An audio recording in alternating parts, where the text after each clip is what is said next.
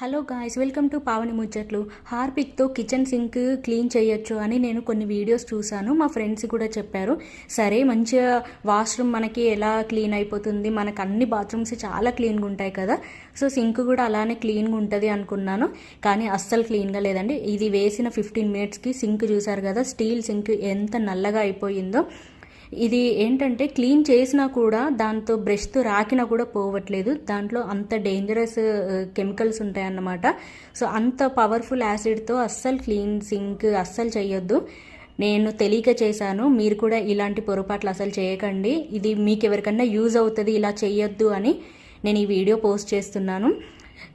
ఈ బ్రష్తో కాకుండా మనకి స్టీల్ బ్రషెస్ ఉంటాయి కదా, సో అలాంటి వాటితో రాకితే కొంచెం క్లీన్ అయిపోయింది. అది కూడా చూసారు కదా, చాలా రాకిన తర్వాత 15 మినిట్స్ రాకితే ఈ మాత్రం అయ్యింది.